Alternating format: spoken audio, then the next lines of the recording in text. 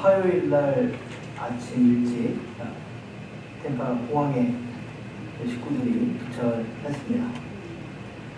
이장님께서 큰 차를 끌고 오셔서 짐을 실어주시고 그 새벽에 막 힘들었는데 그거 하시고 산대까지 라이드 하셨습니다.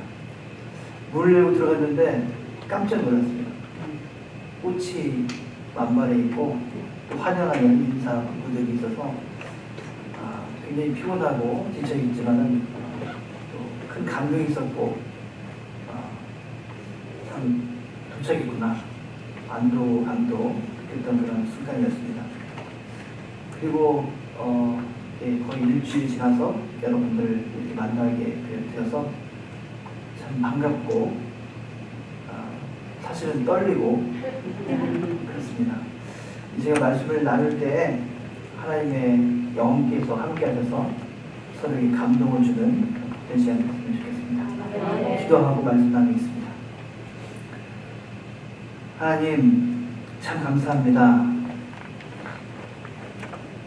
저희들을 주의 제단 앞에 모이게 하시고 주의 말씀을 듣게 하심을 감사드립니다. 주의 말씀을 온전히 받게 하시고 그 말씀의 씨앗이 저희의 심령의 밭에 온전히 심겨져서 싹이 트고 주님이 원하시는 그때에 열매 맺는 복된 시간이 되게 하여 주시옵소서. 예수님 이름으로 기도드립니다. 하나님의 은총과 평화와 위로가 이 시간 우리와 함께하기를 간절히 축원합니다. 잠시 생각을 해보니까 제가 딱 20년 전에 8월 중순에 2005년 8월 중순에 캘리포니아 버클리에 유학을 왔었다는 사실을 알게 되었습니다. 그해 3월쯤에 한국에서 대학원 입학 원서를 받았고 통지를 받았고 그해 6월 달에 결혼을 했습니다. 아내를 3월에 만났는데 제 생일쯤에 만났는데 만난 지 3개월도 되기 전에 과감하게 결혼을 했습니다. 누가 더 과감했는지 참 모르겠습니다. 누가 손해보는지도 잘 모르겠고요. 하지만 그렇게 결혼을 하고 미국에 건너와서 캘리포니아 버클리 지역에서 20년을 살았습니다. 20년을 같이 살면서 아이 둘을 낳았고 또 계획했던 공부를 마쳤고 또 몇 개의 교회에서 목회를 했고 또 많은 분들을 만났습니다. 오늘 저는 또 이렇게 샌피 장로교회 여러분들 앞에 서 있습니다. 미국 캘리포니아에서 플로리다로 대륙을 횡단해서 건너온 것은 한국에서 미국으로 건너온 것 못지않게 큰 결단이었습니다. 여러분도 다 지난날에 경험하셨을 것입니다. 지난 몇 주 동안 이삿짐을 싸면서 참 많은 생각을 했습니다. 20년을 한 곳에 정착하면서 살았으니까 저와 제 가족들이 얼마나 많은 사람들과 얽혀 있겠습니까? 수많은 관계와 이삿짐을 하나씩 정리하면서 비행기 탈 날짜를 기다렸습니다. 오늘 말씀 창세기 22장 앞에 보면 12장을 보니까 하나님께서 아브라함을 처음 만난 그런 순간이 있습니다. 하나님께서 아브라함을 만났을 때 고향과 친척과 아버지의 집을 떠나서 내가 너에게 보여줄 땅으로 가라 그렇게 말씀하셨습니다. 아브라함은 그때까지도 여호와 하나님을 잘 알지 못하는 그런 사람이었습니다. 그런데 그가 하나님의 말씀을 따라서 고향과 친척과 아버지의 집을 떠나서 하나님께서 보여주시는 그 땅으로 갔습니다. 우리가 잘 아는 성경 구절이죠. 그런데 성경을 묵상하고 오늘의 말씀을 준비하면서 아브라함과 저 자신을 동일시하게 되었습니다. 똑같은 입장인 것이죠. 책 속에 있는 옛날 사람 그 아브라함에게만이 아니라 지금도 살아계시는 그 하나님께서 바로 저에게 말씀하시는구나, 이렇게 생각이 되었습니다. 고향과 친척과 아버지의 집을 떠나라는 그 하나님의 말씀을 듣고 아브라함이 순종하면서 길을 떠나게 되었습니다. 그런데 그 순종에는 많은 것들이 감춰져 있었습니다. 성경에는 몇 줄 적혀 있지 않지만 순종하기 위해서 아브라함은 지금까지 익숙했던 많은 것들을 버려야 했습니다. 우상 숭배가 가득했던 땅에서 당연시했던 것들을 아브라함은 버려야 했습니다. 또한 먼 길을 떠나야 했기 때문에 많은 물건들을 버려야 했습니다. 그래야 약속된 땅으로 갈 수 있었기 때문입니다. 그리고 하나님의 말씀에 순종할 수 있었기 때문입니다. 저도 이삿짐을 사면서 많은 것을 버렸습니다. 미국에 20년 살면서 11번을 이사했는데 얼마나 많은 물건들을 계속 버리는지 모릅니다. 그런데 여기 오는데 아마 가장 많이 버린 것 같아요. 그럴 수밖에 없죠. 너무 먼 거리니까. 자, 물론 버리는 것만 있는 것은 아닙니다. 하나님께 순종하기 위해서는 꼭 붙들어야 하는 것도 있습니다. 그것이 무엇일까요? 오늘 말씀 속에 담겨 있습니다. 시간이 흘러서 아브라함은 이제 고향과 친척과 아버지의 집을 떠나서 하나님이 약속한 그 땅을 향해서 걸어갔고, 그 가운데 약속된 아들 이삭도 얻었습니다. 처음에는 하나님의 말씀을 듣고 하나님을 잘 알지 못했지만 조금씩 매일매일 하나님을 알아갔습니다. 여러분도 잘 아시겠지만 아브라함은 처음부터 믿음의 사람이 아니었습니다. 그는 실수도 많이 했고 실패도 많이 했던 그런 사람이었습니다. 하지만 그가 실패하고 실수하는 가운데 인생을 조금씩 알게 되었고 하나님을 알게 된 것입니다. 저도 그렇습니다. 여러분 그렇지 않습니까? 아멘. 실패와 고난과 아픔 가운데 하나님을 더 많이 알게 되는 것 같습니다. 순탄한 가운데 배우는 것보다는 고난과 아픔 가운데 더 많은 것을 배우는 것이 우리의 인생인 것 같습니다. 성경 인물도 다 마찬가지입니다. 믿음의 조상이라 일컫는 이 아브라함도 그렇습니다. 그가 하나님을 더욱 알아가는 과정 중에 만나는 그 믿음의 사건, 그것이 바로 오늘의 본문에서 만나는 사건입니다. 하나님이 아브라함에게 그의 아들 이삭을 모리아 산에서 번제물로 바쳐라, 이렇게 말씀하십니다.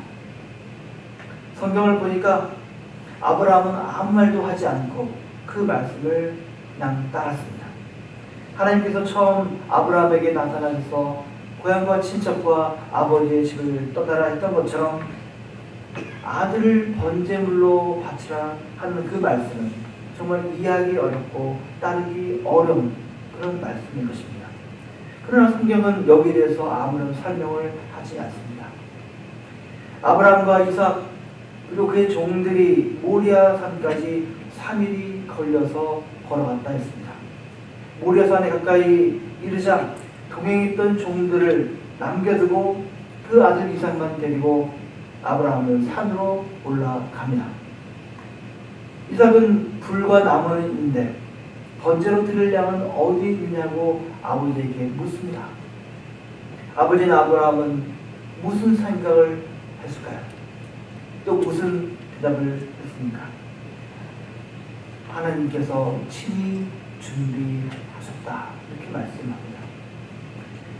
아브라함은 제단을 쌓고 나무를 벌려놓은 뒤에 이삭을 결박해서 제단 나무 위에 놓고 칼로 아들을 죽이려고 했습니다. 양을 칼로 죽이는 것처럼 그렇게 아들을 죽이려 했습니다. 그 순간에 여호와의 사자가 아브라함을 불러서 그 아들 이삭에게 손을 대지 말라고 말씀하십니다. 외아들도 아끼지 않는 그 아브라함의 믿음을 하나님이 확인하셨다 한 것입니다. 정신을 차린 아브라함은 숲풀에 걸려있는 그 순양을 발견하고 하나님께 알을 내신 번제로 바칩니다. 자, 이와 같은 모리아산 이야기는 매우 단순한 이야기이지만 읽기가 참 불편합니다. 아들을 하나님께 번제로 바치라는 그 명령을 우리가 직접 들었다면 여러분 어떻게 하시겠습니까? 우리는 그런 명령을 따를 자신이 없습니다. 아들을 바쳐라. 아들을 죽여서 하나님께 번제로 바쳐라. 어느 누구도 따를 자신이 없습니다. 가끔 어떤 사람들이 자기 자식이 큰 병에 걸렸는데 병원에 가지 않고 그냥 기도로 치료했다가 병을 더 악화시키는 경우를, 그런 소식들을 우리는 듣게 됩니다. 현대 의학 기술보다 하나님의 치유의 능력을 더 의존하는 것이겠죠. 그들의 행동이 여러분 어떻습니까? 무모합니까? 여러분 어떠십니까? 하나님의 능력과 현대 의학 기술 둘 중에 하나만을 고른다면 여러분들은 어떤 것을 고르시겠습니까? 일부 예배 때 보니까 둘 다 고른다고 말씀하셨습니다. 현명한 당이죠. 그러나 하나만을 고른다 한다면 참 곤란합니다. 참 어렵죠. 불편합니다. 그런데 이 불편한 이유가 무엇일까요? 하나님께서 아브라함에게 내린 명령의 내용보다 더 중요한 것은 그런 명령을 왜 내리셨을까 하는 것입니다. 창세기 말씀은 그것을 분명하게 언급했습니다. 하나님이 아브라함을 시험하신다 했습니다. 시험치고는 그 내용이 너무 끔찍하죠. 1년에 성경을 집독해라. 제사의 반을 바쳐라. 굉장히 어렵죠. 그러나 끔찍하지는 않습니다. 어떤 사람들은 따를 수도 있는 것입니다. 그러나 외아들을 번제물로 하나님께 바쳐라 하는 것은 아무도 따를 수가 없는 그런 끔찍한 내용인 것입니다. 신에게 이렇게 사람을 바치는 일은 흔하지는 않지만 고대에는 실제로 있었던 일입니다. 구약 성경에도 나오고 있습니다. 이런 인신 제사를 볼 때 현대인인 우리가 볼 때 전혀 이해되지는 않지만 실제로는 그들은 그렇게 했습니다. 왜 유대 옛날 사람들은 그렇게 했을까요? 그것은 그들이 처했던 상황 때문이었습니다. 제가 캘리포니아 샌프란시스코 지역에서 20년을 살았는데 가장 샌프란시스코 유명한 게 무엇일까요? 다 근무교라고 하시네요. 지진입니다. 네. 여기도 지진 않아요? 20년 살면서 여러 차례 지진을 경험했습니다. 그런데 제가 느꼈던 가장 큰 공포심은 고층 빌딩에 있을 때 느꼈던 그 지진이 아니라 예배가 끝나고 교회 주차장에 나갔는데 땅이 흔들리는 그 지진의 강도가 가장 무서웠습니다. 빌딩은 흔들릴 수 있습니다. 그러나 땅은 흔들린다는 생각을 별로 안 해봤어요. 든든하고 나를 지탱해주는 그런 것이기 때문에 흔들린다는 생각을 안 했는데 그것도 예배 끝나고 바로 나갔는데 주차장이 막 흔들려요. 차가 흔들리는 것이죠. 얼마나 무서운지 모릅니다. 지난 화요일 아침에, 이른 아침에 이곳에 도착한 다음에 차를 렌트해가지고 이곳저곳 돌아다니면서 여러 곳을 갔습니다. 그런데 갑자기 폭포처럼 비가 떨어지는 거예요. 로컬 길이 아니라 고속도로에서 60마일 정도로 달리고 있는데 갑자기 비가 오는데 윈드실 그 브러쉬를 열심히 했는데도 앞이 전혀 보이지 않았어요. 와, 이거 큰일 났구나. 너무나 아찔한 순간이었습니다. 늘 다니던 길이면 어떻게 감을 잡겠는데 초행길이잖아요. 그것도 고속도로잖아요. 전혀 안 보이니까 죽을 수도 있겠구나. 제 아내랑 둘이 가고 있었는데 죽을 수도 있겠구나. 얼마나 들었는지 모릅니다. 샘 장로교회에 와서 설교 한 번도 못 해보고 내가 그런 생각까지 했던 순간이었어요. 자, 어떻습니까? 현대인인 저도 이렇게 공포감을 느끼는데 옛날 사람들이 느꼈을 그 공포감 무엇인지 여러분 상상이 되십니까? 아이를 낳는 거 참 축복이죠. 그러나 옛날 사람들은 아이를 낳을 때 목숨 걸고 낳는 것입니다. 많이 죽잖아요. 태어나도 아이가 1년을 살지 못하고 죽을 때가 많습니다. 그래서 백일잔치를 하고 돌잔치를 했던 것입니다. 바닷가에 나가서 고기를 잡는 그 일도 목숨을 거는 일입니다.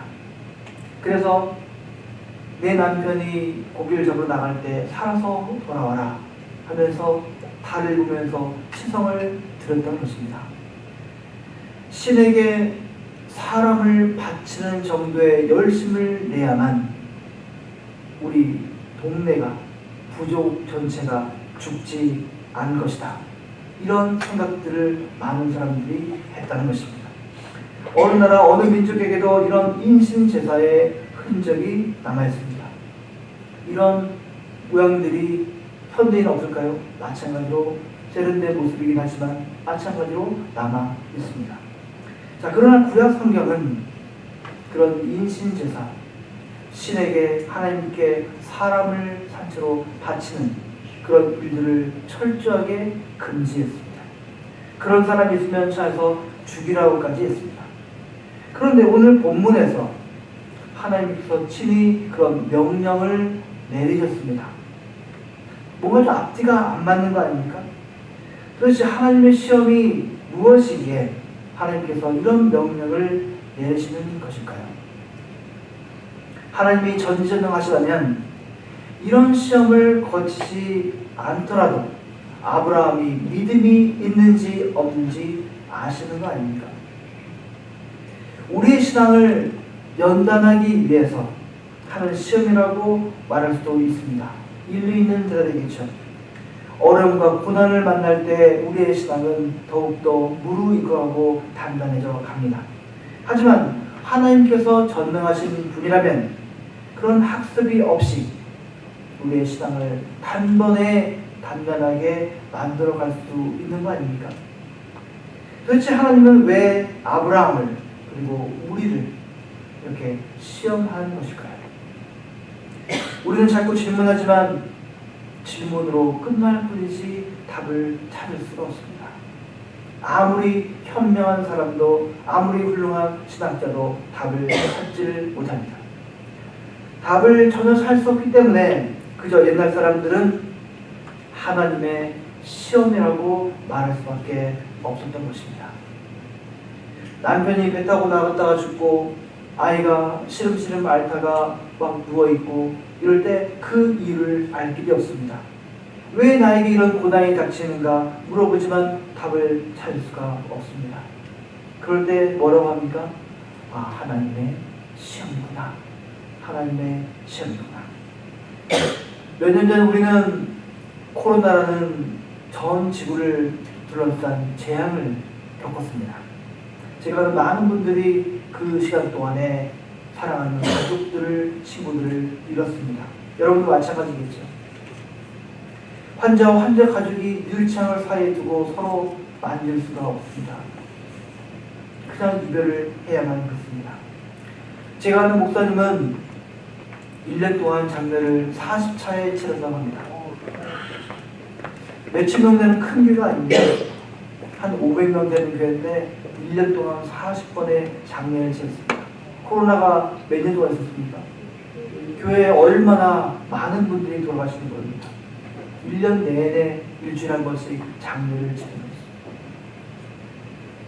매주마다 장례를 치렀을 때 그 교회의 식구들은 얼마나 슬픔에 잠겨 있겠습니까? 얼마나 힘든 시기였겠습니까? 여러분도 마찬가지겠죠. 그 어려운 시기에 여러분은 어떻게 견뎌내셨습니까? 이런 고난이 닥쳤을 때 여러분은 하나님께 왜 이런 고난이 나에게 닥치나요? 하나님께 묻지 않습니까? 그렇게 하나님께 물었을 때 하나님께서 여러분에게 답을 해 주시던가요? 성경은 그저 그 고난에 대해서 그저 시험이라고 답할 뿐입니다. 태어나면서부터 앞을 못 보는 거지를 보고 쟤들이 누구의 잘못입니까? 예수님께 묻습니다. 그 누구의 잘못이 아니라 하나님의 영광을 드러내기 위한 것이라고 예수님께서 대답하십니다. 예수님의 공생애도 마찬가지였습니다. 예수님의 인생은 시험으로부터 시작해서 시험으로 끝났습니다. 공생애가 시작될 때 예수님은 마귀에게 3가지 시험을 당하셨습니다. 이것은 악한 영의 시험이었습니다.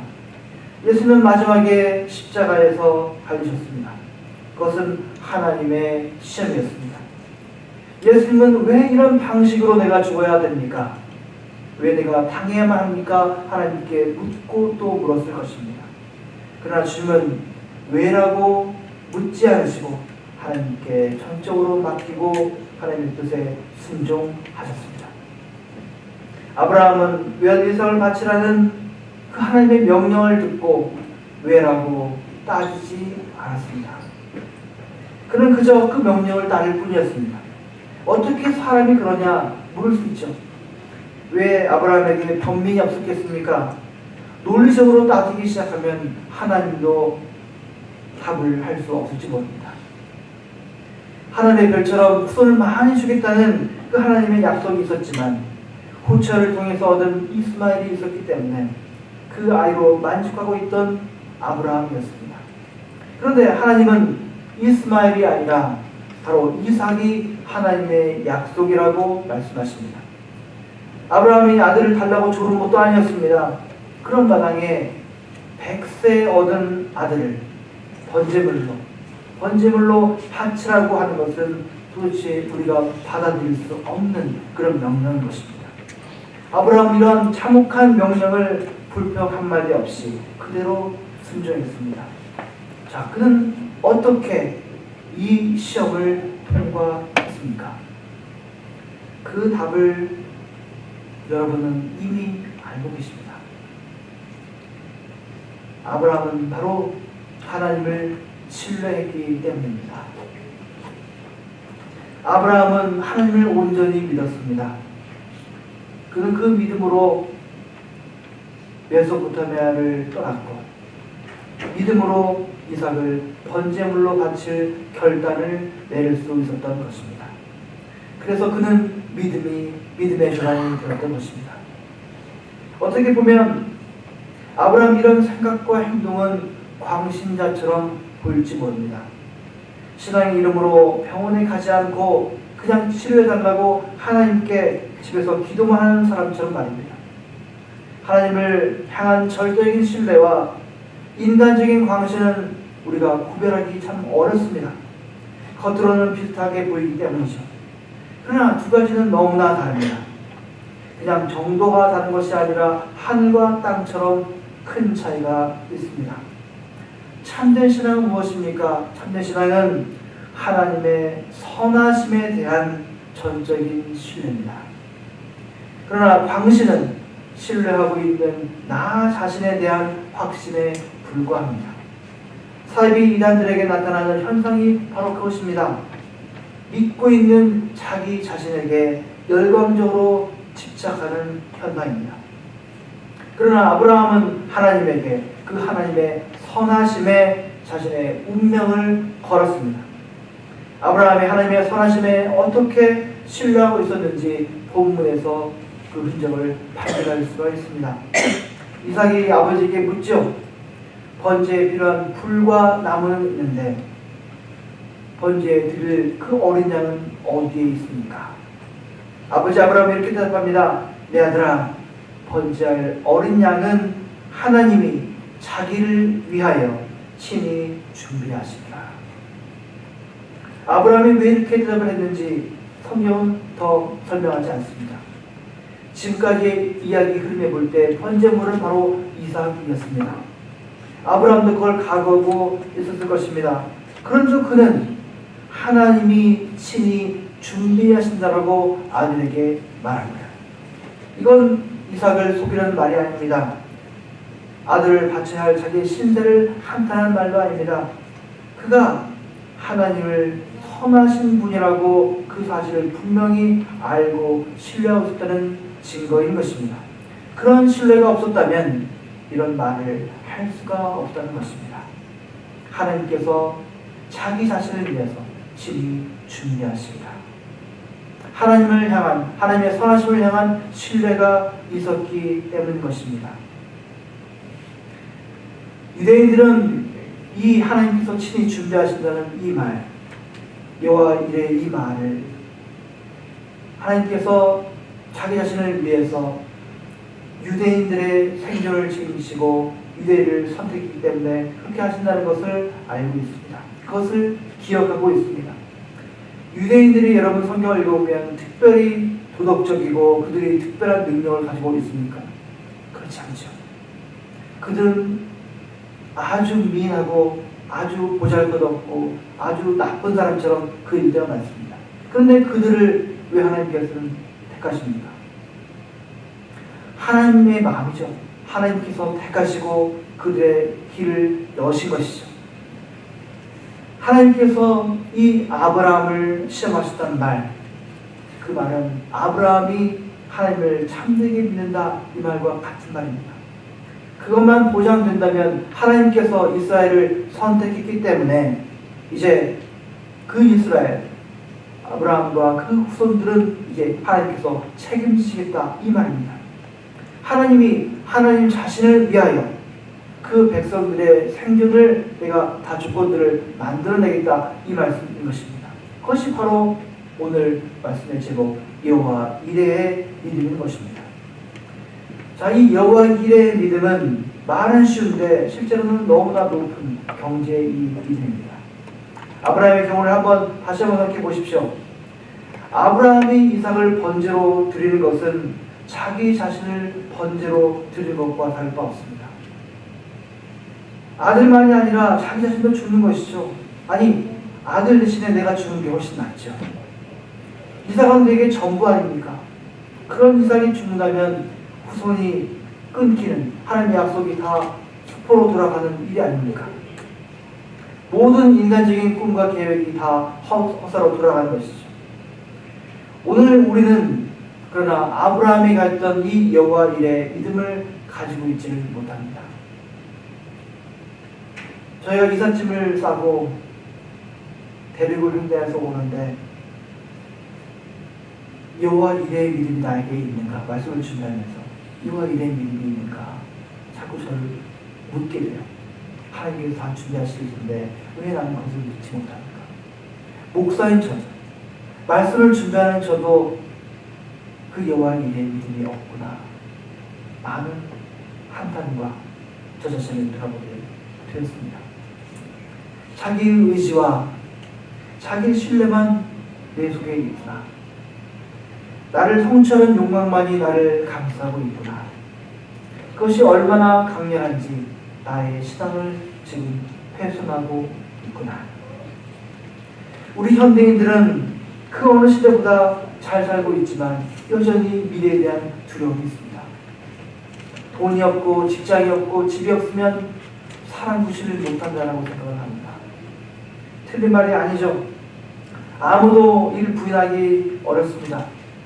평생 동안 신앙생활에 열심히 한 사람도 이런 고정관념에서 벗어나기 어렵습니다. 그래서 성경이 말씀하는 그 믿음의 세계로 들어가지 못합니다. 오늘 본문 창세기 20장 13절 말씀을 읽어보면 아브라함이 눈을 들어 살펴본즉 한 순양이 뒤에 있는데 했습니다. 하나님의 사자가 하나님을 대신해서 말씀하기를 이제야 내가 하나님을 경외한 줄을 아노라 한 이유였습니다. 아브라함은 이제 새로운 눈으로 한 순양을 발견하죠. 수풀에 걸려있는 그 순양을 발견했다는 그 자체가 아니라 바로 나의 미래를 하나님께서 책임지시는구나 그 사실을 발견했다는 것입니다. 그게 바로 눈을 든다라는 말입니다. 눈을 들어. 우리 찬양도 많이 부르지 않습니까? 눈을 들어라. 그것이 바로 아브라함의 믿음인 것입니다. 이러한 아브라함의 믿음을 기억하며 그 땅 이름을 무엇이라 합니까? 여호와 이레라 하는 것입니다. 여호와의 산에서 준비되리라 바로 여호와 이레의 믿음인 것입니다. 사랑하는 샘피교회 여러분, 우리의 미래를 온전히 하나님께 맡긴다는 그 말이 무슨 뜻인지 한번 깊이 생각해 보시기 바랍니다. 이를 위해서 아브라함의 믿음, 여호와 일의 믿음이 어떻게 시작됐는지를 한번 생각해 보시기 바랍니다. 어떻게 아브라함에게서 여호와 일의 믿음이 시작되었습니까? 아브라함의 삶이 순탄할 때였습니까? 아닙니다. 그가 절망적인 상태에 빠졌을 때였습니다. 서쪽으로 가도 막혀있고 동쪽으로 가도 막혀있고 모든 관계가 단절될 뿐만 아니라 알지 못하는 그 하나님께서 어느 날 갑자기 나타나시더니 고향과 친척과 집을, 아버지 집을 떠나서 가라 했더니 그 땅에 갔더니 기근이 생겨서 다시 또 타향살이를 했던 그 아브라함에게서 그 절망의 순간에서 여호와 일의 믿음이 생겼던 것입니다. 우리는 이런 절망의 자리로 내려가야 됩니다. 그리고 이미 우리는 그 절망의 자리에 있습니다. 그 절망의 자리에 내려가지 않으면 여호와 일의 믿음을 얻을 수 없습니다. 그런 목마름의 자리로 내려가지 않으면 모든 것을 예비하시는 하나님의 참된 은혜와 축복을 경험할 수가 없습니다. 우리에게 닥치는 가장 절망의 순간은 여러분 언제입니까? 허리케인을 만나고 지진을 만나면 왜 우리는 두려워합니까? 그것은 바로 죽음 때문입니다. 죽을까봐 두려워하는 것이죠. 죽음은 누구에게나 닥쳐오는 것이죠. 그 죽음은 마치 아브라함의 칼날이 아들 이삭의 목을 겨눌 때와 똑같습니다. 쏜살같이 우리에게 다가오죠. 연세 많으신 분이 먼저 돌아가시는 거 아닙니다. 젊은 사람이 먼저 갈 수 있습니다. 그 죽음이 우리에게 쏜살같이 올 때 여러분, 예수 그리스도를 주님으로 믿는 우리들은 놀라지 말아야 됩니다. 두려워하지 말아야 됩니다. 왜요? 하나님께서 예수 그리스도를 통하여 우리를 위하여 부활 생명을 여호와 이레로 예비해 놓으시기 때문입니다. 눈을 들어서 여러분 주님을 바라보십시오. 눈을 들어서 주님의 십자가를 바라보십시오. 부활의 생명을 미리 예비하신 하나님의 복된 은혜와 축복을 바라보면서 오늘도 여호와 일의 믿음으로 살아가시는 저 여러분 모두가 되기를 간절히 축복합니다. 아멘. 함께 기도하겠습니다. 여호와 일의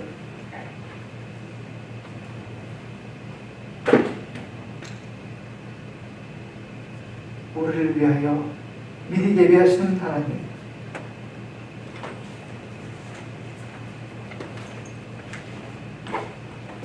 우리들 믿음이 연약하여 언제나 불안해합니다. 작은 시련과 고통에도 절망하는 우리들입니다. 주님, 우리들을 불쌍히 여겨 주시옵소서.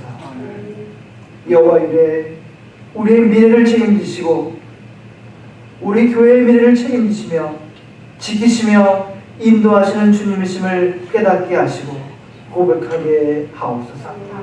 주님의 손에 우리의 인생을 온전히 맡기는 여호와 이레의 믿음을 갖게 하옵소서.